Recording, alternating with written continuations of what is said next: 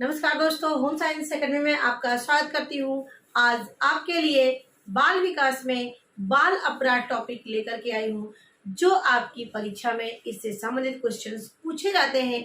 आज हम आपको बताएंगे बाल अपराध क्या है, बाल अपराध को रोकने के क्या क्या तरीके हैं, कि कैसे इनमें सुधार लाया जाए, कहाँ पर इनके रहने की व्यवस्थाएं होती हैं, कैसे जो है बाल अपराध कौन कौन सी जो कार्य होते हैं बच्चों के द्वारा किया जाता है, कौन कौन से कार्य बाल अपराध के अंतर्गत आते हैं, इन सब चीज़ों पर हम चर्चा करेंगे। तो पूरा वीडियो बहुत ध्यान से देखिएगा और सारी चीज़ें आपको एक ही वीडियो में समझ में आ जाएगा। तो आइए देखते हैं। हमारा टॉपिक है, देखिए मैंने यहाँ पे लिख दिया है, सभी परीक्षाओं के लिए ये उपयोगी है। तो देखिए यहाँ पर जो बाल अपराध है, बाल अपराध को हम अंग्रेजी में वो है जो है डेलिक्वेंसी कहते हैं, जुवेनाइल डेलिक्वेंसी कहते हैं बाल अपराध को। अब देखिए बाल अपराध कोई इस तरीके से एक सामाजिक रोग कह सकते हैं कि इस समय क्या कंडीशन है कि बच्चे जो हैं कुछ आर्थिक कंडीशन, सामाजिक कंडीशन या कुछ ऐसी वृत्ति के होते हैं कि कुछ वो अपराध करने लग जाते हैं मतलब कि बचपना अवस्था में ही, 18 साल के पहले ही अवस्था में ही, जिससे उनको बाल अपराध की श्रेणी में रखा गया है। तो इनको कुछ कुछ एक्टिविटी के द्वारा, कुछ इनके साथ व्यवहार करके उनकी आदतों में सुधार कर दिया जाता है, और कुछ होते हैं उनको काफ़ी सुधार की आवश्यकता पड़ती है। तो देखते हैं यहाँ पर क्या है कि बाल अपराध क्या है, सामाजिक रोग है, जिसके लिए क्या है, पुलिस की व्यवस्था है, न्यायालय की व्यवस्था है, मनोचिकित्सक या सुधार गृह की व्यवस्था की गई है, जिससे बच्चों को में सुधार लाया जा सके, बच्चों में उसकी जो आदत है उनमें परिवर्तन किया सके, उनको एक अच्छे लाइन में लाया जा सके। क्वेश्चन आपका आता है तो बाल अपराध क्या है, एक सामाजिक रोग होता है। और दूसरी बात यहाँ पर लिखा है मैंने, अब देखिए ऐसे भी आप कह सकते हैं बाल अपराध किसे कहते हैं, जो समाज, ऐसा बच्चा जो 18 वर्ष से कम उम्र का होता है और कुछ ऐसी समाज विरोधी कार्य करता है, जिसकी वजह से उसको क्या है, उसको जो है अपराध की श्रेणी में रखा गया है, और वो बच्चे, उनको सुधार करने की जरूरत होती है, जिससे उनके अंदर सुधार हो जाए। इस तरह से उनको शिक्षण प्रशिक्षण दिया जाता है, जिससे उनको सुधार लाया जा सके। तो इनको जेल में तो किया जाता है, लेकिन उनकी जेल जैसे यानी बेस्ट के जेल के जैसा नहीं होता है। तो देखिए यहाँ पर मैंने लिखा है कि बाल अपराध जो होता है, समाज के नियम के विरुद्ध कार्य करता है या व्यवहार करता है, या समाज विरोधी कार्य करता है, जो समाज उसको स्वीकार नहीं करता है, और उसको दंड देने का प्रावधान किया जाता है कि इसको सुधार के रूप में उसको दंड दिया जाता है। देखिए यहाँ पर क्या है कि बाल अपराध समाज के नियम के विरुद्ध कार्य या व्यवहार होता है, जो दूसरों को नुकसान पहुंचाने का काम करते हैं, जो समाज को नुकसान पहुंचाने का काम करते हैं, इसे हम बाल अपराध कहते हैं। अगर आपको भाषा आता है तो इस तरह से आप बता सकते हैं। अब देखिए यहाँ पर कुछ नियम है कि भारतीय दंड विधान धारा 87 के अनुसार, भारतीय दंड विधान धारा 87 के अनुसार 7 वर्ष से अधिक और 12 वर्ष से कम आयु के बच्चे, 7 वर्ष से अधिक और 12 वर्ष से कम आय के बच्चे को बाल अपराध की श्रेणी में नहीं रखा गया है। ये बातें तीनों आप याद रखना, इसलिए मैंने तीनों बातें आप यहाँ पे लिख दिया है कि भारतीय दंड विधान धारा 87 के अनुसार कि 7 वर्ष से अधिक और 12 वर्ष से कम आय के जो बच्चे होते हैं, उनको जो है बाल अपराध की श्रेणी में नहीं रखा गया है। दूसरा पॉइंट, रिफॉर्मेटरी स्कूल एक्ट 1897 के अनुसार कि जो 16 वर्ष तक की आय के बालक, अब देखिए यहाँ पर क्या था, 12 वर्ष से कम तो उनको नहीं माना गया। अब यहाँ पर 16 वर्ष तक की जो आय के बालक हैं, इनको बाल अपराध की श्रेणी में रखा गया है। नेक्स्ट तीसरा पॉइंट है किशोर न्याय अधिनियम। क्या है किशोर न्याय अधिनियम, ये 1986 के अनुसार है। क्या है, किशोर न्याय अधिनियम आया, इस एक्ट में बताया गया है कि जो गर्ल्स की उम्र होती है वो 18 वर्ष से कम हो, और जो बॉयज हो वो 16 वर्ष से कम आय के बच्चे यदि अपराध करते हैं तो उनको अपराध यानी बाल अपराध की श्रेणी में गिना जाएगा, और उनके लिए सुधार गृह की व्यवस्था है, उनके लिए बाल न्यायालय की व्यवस्था है, जिससे उनके व्यवहारों में सुधार लाया सके और एक अच्छा नागरिक बनाया जा सके। तो इतनी पॉइंट आप याद रखना। 87 में 7 वर्ष से अधिक और 12 वर्ष से कम। और 1897 में 16 वर्ष तक की आयु के लोग बाल अपराधी में मानते हैं। किशोर न्याय अधिनियम 18 वर्ष से कम और 16 बॉयज में 16 वर्ष से कम जो होते हैं इनको बाल अपराध की श्रेणी में रखा गया है। अब हमारा आता है बाल अपराध कितने प्रकार के होते हैं। देखिए जो बाल अपराध कई इनके जो कार्य होते हैं, यहाँ पे मैंने मेन कार्य लिखा है और भी इसमें कार्य हैं, तो आप समझ सकते हैं, इसको जान सकते हैं। तो देखिए यहाँ पर चोरी करना, मारपीट करना, झगड़ा लड़ाई करना, दूसरों की चीज़ों को छीनना, इस तरह के व्यवहार होते हैं। ठीक है, यौन अपराध करना कि जो कुकृत कर्म होते हैं, कार्य होते हैं जो इन 18 वर्ष से कम आयु के बच्चों के द्वारा किया जाता है, तो ये हमारे यौन अपराध होते हैं। और ट्रुएंसी जिसको हम भगोड़ापन भी कहते हैं, इसमें क्या होते हैं, इसमें बच्चे किसी कारणवश वो अपना आपा खो देते हैं या इस तरह से कुछ ऐसा व्यवहार करते हैं जिनको अपना कह सकते हैं अपने स्थान को छोड़ना पड़ जाता है, या अपने स्थान को, इसको भगोड़ापन भी कहते हैं हिंदी में। तो ये ट्रुएंसी होता है। नेक्स्ट पॉइंट यहाँ पे है अवज्ञाकारी होना, यानी बातों का पालन ना करना, उसे ही हम अवज्ञाकारी कहते हैं। माता पिता का, अपने शिक्षक का बात ना मानना, इस तरह से दुर्व्यवहार करना जो समाज विरोधी व्यवहार होते हैं। ठीक है, तो ये हमारा गैम्बलिंग मतलब जुआ खेलना, यानी बताइए बाल अपराध में जो 18 साल से कम बच्चे हैं वो जुआ खेलते हैं, पढ़ाई में नहीं करते हैं, खेल नहीं खेलते हैं, बल्कि वो जुआ खेलते हैं। इसमें पैसे की बाजी होती है और चीज़ों की बाजी होती है। तो ये सब चीज़ें होती हैं जो बाल अपराध की श्रेणी में आती है। नेक्स्ट देखिए स्ट्राइकिंग करना, अनायासी जो है हड़ताल कर लेना, और उसके बाद सुसाइड और होमिसाइड करना। सुसाइड का मतलब आत्महत्या कर लेना, दूसरों की हत्या करना। और डिसऑनेस्टी मतलब बेईमान होना, और यानी किसी के सामान को चोरी कर लेना, उसे बेईमानी कर लेना, उसके साथ धोखा देना। ये सारे कार्य क्या होते हैं, ये सारे कार्य हमारे बाल अपराध की श्रेणी में आते हैं। तो ये सब कार्य जो बच्चों के द्वारा किए जाते हैं, जो 18 वर्ष से कम, 16 वर्ष से कम आयु के होते हैं, वो सब बाल अपराध की श्रेणी में आते हैं।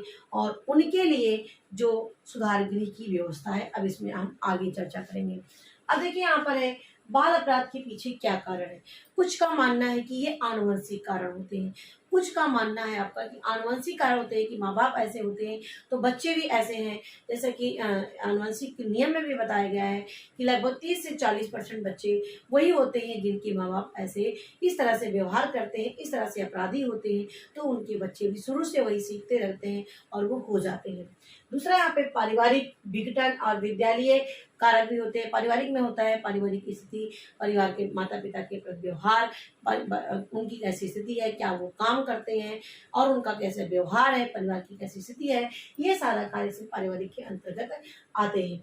और विद्यालय में यदि शिक्षक का व्यवहार सही होगा तो बच्चा सही होगा, शिक्षक का व्यवहार ही गड़बड़ होगा तो बच्चा, क्योंकि उनका अनुकरण करता है माँ बाप का, शिक्षक का, तो जैसे वो व्यवहार देखता है वैसे ही वो अपने अंदर करना चाहता है। उनको ये लगता है हमारे बड़े ऐसे कर रहे हैं तो हम क्यों ना ऐसा करें। ठीक है, नेक्स्ट पॉइंट हमारा है आर्थिक कारक। आर्थिक में आता है आर्थिक स्थिति के कारण झुग्गी झोपड़ियों में जो रहने वाले बच्चे होते हैं वो स्थिति ऐसा देखते हैं कि खाने पीने रहने की व्यवस्था नहीं होती है, तो धीरे धीरे वो इस तरह की प्रवृत्तियों में चोरी करना, डकैती करना और किसी की छीना झपटी करना, इस तरह से व्यवहार में लिप्त हो जाते हैं, जिसके कारण से वो बाल अपराध करने लगते हैं। छोटी सी उम्र में ही वो व्यवहार ऐसा करने लगते हैं। मनोवैज्ञानिक कारण में होता है कुछ ऐसा कारण होता है कि वो मन से उनका इस तरह से लोगों का व्यवहार देख करके, लोगों का आदतें देख करके उनके ऊपर काफ़ी प्रभाव पड़ता है, जिसकी वजह से भी वो इसमें लिप्त हो जाते हैं। तो ये पॉइंट हमारे हो गए बाल अपराध के पीछे क्या कारण है। अब जो मेन पॉइंट आपको देखना है, जो आपको याद करना है, एक पॉइंट यहाँ पर आपको याद करना है, किस एक्ट में क्या बातें कही गई है। जैसे 87 के अनुसार ये है, 1897 में 16 वर्ष तक किया कि किशोर न्याय अधिनियम में आपको 1986 में आया, जो गर्ल्स का 18 वर्ष से कम और बॉयज का 16 वर्ष से कम। तो ये आपका याद रखना है। अब यहाँ पर जो आपको याद करना है ये काम है कि बाल अपराध को रोकथाम के लिए क्या उपचार किए जा रहे हैं, कैसे इनकी रोकथाम की जा रही है, इस पे चर्चा करेंगे। तो वैधानिक कारण है और मनोविश्लेषणात्मक उपचार है। तो वैधानिक में देख लेते हैं, परिवीक्षण गृह होती है। क्या है? परिवीक्षण गृह होता है। जो बच्चे इस तरह से व्यवहार करते हैं तो यहाँ पर 17 परिवीक्षण गृह की व्यवस्था की गई है। और यहाँ पे ऐसे बच्चे होते हैं जो बाल अपराध करते हैं, उनके लिए खाने पीने रहने की व्यवस्था होती है, उनके साथ इस तरह से व्यवहार किया जाता है, एक स्नेह दिया जाता है जिससे उनकी आदतों में परिवर्तन हो और उनकी पूरी तरीके से निगरानी की जाती है, क्या काम कर रहे हैं, कैसे एक्टिविटी कर रहे हैं, उसमें सुधार हो रहा है कि नहीं हो रहा है। ये सब चीज़ें हम इसमें परीक्षण गृह के अंतर्गत देखते हैं और आदत में परिवर्तन होता है तो उसको और ज़्यादा शिक्षण प्रशिक्षण दे करके उनको परफेक्ट किया जाता है। नेक्स्ट आपका देखिए रिफॉर्मेटरी स्कूल है। ये रिफॉर्मेटरी स्कूल 1897 एक्ट के अनुसार है। इसमें क्या बताया गया है कि जो 18 वर्ष तक के बच्चों को जो इसमें रखा जाता है, इसमें रिफॉर्मेटरी स्कूल में 18 वर्ष तक के बच्चों को इसमें रखा जाता है। और इसमें देखिए लगभग जैसा जो आर्डर होता है न्यायालय का, जो आर्डर होता है उसी के अनुसार इसमें भेजा जाता है। जो बहुत ज़्यादा इस तरह से अपराध किए रहते हैं कि क्षमा योग्य नहीं होता है, इस तरह से कुकृत किए रहते हैं, तो ऐसे लोगों के लिए रिफॉर्मेटरी स्कूल होता है जिससे उनको लगभग 3 साल से लेकर के 7 साल तक इस रिफॉर्मेटरी स्कूल में रखा जाता है और जिससे उनकी आदतों में सुधार लाया जाए, उनकी पूरी तरीके से पहले निगरानी की जाती है। और यहाँ पर न्यायालय भी होते हैं, जज भी होते हैं, महिला जज भी होती हैं यहाँ पर, जिससे बच्चों की मानसिक रूप से व्यवहार में परिवर्तन हो रहा है कि नहीं, ये सब चीज़ों को यहाँ पर देखा जाता है। तो ये आपका हो गया रिफॉर्मेटरी स्कूल। तीसरा आता है बोस्टल संस्थाएं। देखिए जो बोस्टन शब्द होता है इंग्लैंड के एक गांव से इसका शब्द को लिया गया है, बोस्टन शब्द। और ये जो है 18 से 21 वर्ष तक के बोस्टन संस्थाएं क्या है, इसमें 18 से 21 वर्ष तक के बच्चों को इस संस्था में रखा जाता है। और इसमें जो उम्र होती है उनकी लगभग 18 से 21 वर्ष तक के बच्चे होते हैं और 3 से 5 वर्ष तक उनको इसमें रखा जाता है। और इसमें उनको मैंने भी आपको बताया उनके आदतों में सुधार करा जाता है, नैतिक व्यवहार देखा जाता है, नैतिक सुधार किया जाता है कि हमें किसी का चुराना नहीं चाहिए, किसी के साथ बुरा व्यवहार नहीं करना चाहिए और हमें छीना झपटी नहीं, यानी जितने भी अच्छी बातें होती हैं सब चीज़ें इसमें नैतिक शिक्षा दी जाती है। नैतिक शिक्षा के द्वारा बोस्टन संस्थाओं में सुधार किया जाता है। और इसमें 18 से 21 वर्ष तक के बच्चों को 3 से लेकर के 5 साल तक रखा जाता है। और यहाँ पर हमारी लगभग 8 जगह पर ये बोस्टन संस्थाएं खोली गई हैं। इसमें मैंने कुछ यहाँ पर लिखा है। बिहार है, PUN मतलब पंजाब, TM का मतलब तमिलनाडु, आंध्र प्रदेश, मध्य प्रदेश और महाराष्ट्र, केरल और कर्नाटक में ये हमारी बोस्टन संस्थाएं चल रही हैं। इसमें 2 प्रकार से हैं, एक ओपन होती है बोस्टन संस्थाएं और एक क्लोज्ड संस्थाएं होती हैं। जो ओपन संस्थाएं होती हैं ये एक जेल की तरह होती हैं, ठीक है, लेकिन जेल में गेट बंद होता है, लेकिन ओपन में जो ओपन बोस्टन संस्थाएं होती हैं इसमें जो गेट होता है वो क्या होता है, गेट इसमें खुला रहता है। क्या होता है इसमें गेट खुला रहता है और इसमें जिससे बच्चों को ये ना लगे कि हम यहाँ पर जेल में हैं, और उनको एक खुला यानी 4 दीवारी भी होती है, उनके अंदर वो रहते हैं। शिक्षित प्रशिक्षण किया जाता है, इनको व्यवसायिक प्रशिक्षण दे करके किसी कार्य में परफेक्ट किया जाता है जिससे उस काम को कर सके, वो सेल्फ डिपेंड बन सके। तो ये होता है हमारा ओपन बोस्टन संस्थाएं। क्लोज बोस्टन संस्थाएं में क्या होती हैं, क्लोज मतलब इसमें कोई भी दीवार नहीं होती है और इसमें भी इस तरीके से उनको व्यवसायिक प्रशिक्षण दिया जाता है, नैतिक शिक्षा दी जाती है और आदतों में धीरे धीरे सुधार लाया जाता है जिससे अपने काम को सही तरीके से ये कर सकें। और जेल से जाने के बाद यानी इस न्यायालय से, इस बोस्टन संस्थाओं से जाने के बाद उनके आदतों में सुधार हो और वो अपने काम को सही तरीके से कर सकें। तो ये हमारा हो गया ओपन बोस्टन संस्थाएं और क्लोज्ड बोस्टन संस्थाएं। अब हम आते हैं बाल न्यायालय। देखिए बाल न्यायालय की व्यवस्था की गई है 1960 बाल एक्ट के द्वारा। इसमें क्या होता है, इसमें कोई पुरुष जज नहीं होता है बल्कि यहाँ पर महिला न्यायाधीश होती है, महिला कार्यकर्ता होती है, महिला के द्वारा उनको देखरेख की जाती है, महिला के द्वारा उनको सब कार्य किया जाता है। ये हमारा बाल न्यायालय होता है और यहाँ पर भी आदतें सुधार करके व्यवसायिक शिक्षण दिया जाता है जिससे वो सेल्फ डिपेंडेंट बन सके। अब नेक्स्ट हमारा प्रमाणित स्कूल है। प्रमाणित स्कूल में देखिए 10 से लेकर के 16 वर्ष तक के बच्चों को रखा जाता है। इसमें ऐसे बच्चे होते हैं जिनके यहाँ रहने खाने की व्यवस्था नहीं होती है, झुग्गी झोपड़ियों में रहने वाले लोग होते हैं और ये ऐसे गलत कार्य में लिप्त रहते हैं जिनको बहुत ही ज़्यादा सुधार की जरूरत पड़ती है। उनके लिए प्रमाणित स्कूल होता है। 10 से 16 वर्ष तक के बच्चों के लिए इसमें व्यवस्था की जाती है। नेक्स्ट हमारा आता है किशोर गृह। ये देखिए किशोर गृह जिसमें बहुत ही ज़्यादा जघन्य अपराध किए रहते हैं उनको यहाँ पर किशोर गृह में कठोर अनुशासन में रखा जाता है और अनुशासन में रखने के बाद इनको सुधार देखा जाता है कि इसमें परिवर्तन हो रहा है कि नहीं। समय समय पर उनकी निगरानी की जाती है, उनके मानसिक रूप से उनको देख रेख की जाती है कि उसमें कि क्या कार्य इनकी चल रहा है, क्या इसमें कौन से कार्य में पहले था और इस समय कौन से कार्य बच्चे कर रहे हैं। सब चीज़ों की देख रेख इसमें की जाती है। किशोर गृह जो होता है कठोर अनुशासन में लोग बच्चों को रखा जाता है जिससे उनकी आदतों में सुधार किया जा सके।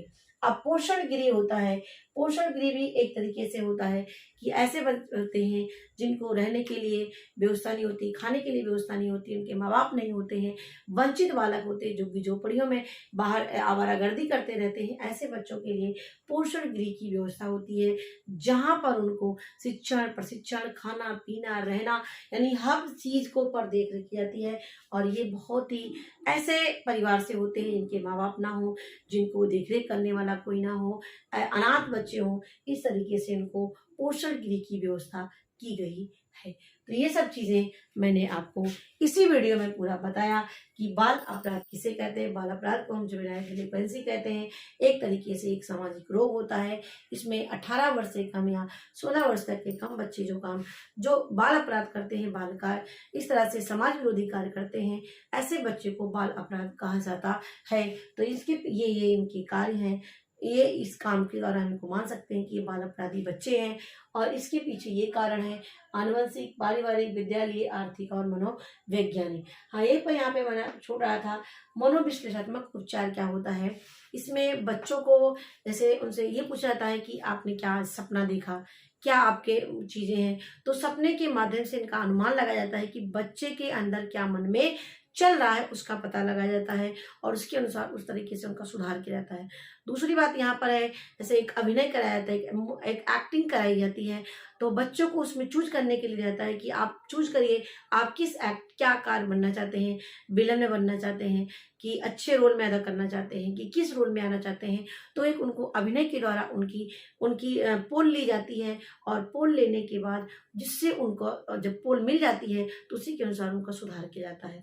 और एक और बातें हैं, संवेगात्मक बातों के द्वारा देखा जाता है कि उनकी कुछ ऐसी एक्टिविटी उनके सामने दिखाई जाती है कि उससे ये पता लग जाए, जैसे कोई वीडियो हुआ, कोई इस तरह से उनके साथ व्यवहार किया जाता है, कोई इस तरीके से उनसे बात की जाती है जिससे वो उनका जो संवेदना है, संवेग उनका है, वो क्या हो जाए, जिस परिस्थिति से वो आए रहते हैं उस परिस्थिति इस तरीके से उनका व्यवहार की इस तरह से किया जाए जिससे उनका उबाल हो जाए। उबाल का मतलब वो बहुत ज्यादा मतलब कि एक्साइटेड हो जाए कि अपनी बातों को शेयर करने के लिए कि हाँ हमारे साथ ऐसी घटना घटी जिसकी वजह से मैं ऐसा हो गया हूँ या ऐसा कर रहा हूँ। इस तरीके से उनमें मनोविश्लेषण मन की बातों को जान करके उनका प्रशिक्षण दिया जाता है, शिक्षण दिया जाता है जिससे उनको पूरी तरीके से उनमें सुधार हो जाए और एक सिंपल सेल्फ डिपेंड बन सके और एक अच्छा नागरिक बन सके। तो आशा करती हूँ ये वीडियो आपको अच्छे समझ में आया होगा। आप अच्छे से इसको 1 से 2 बार देखेंगे, पूरा चीजें आपको समझ में आ जाएंगी और इसका नोट्स बना के रखिएगा जिस तरह मैंने यहाँ पे बनाया है। अब इसी को लगभग आपको 3 से 4 पेज में ये आपका कवर होगा और भी डिटेल इसको करेंगे। तो मेरे वीडियो देखने के लिए आपको धन्यवाद। हमारी पहली वीडियो आप देख रहे हैं तो इस चैनल को जरूर और सब्सक्राइब कर लीजिए। इस चैनल से आपको हर तरीके से हेल्प मिलेगी, वो भी फ्री ऑफ कॉस्ट यहाँ पे तैयारी कराई जाती है। तो मेरे वीडियो देखने के लिए आपको धन्यवाद।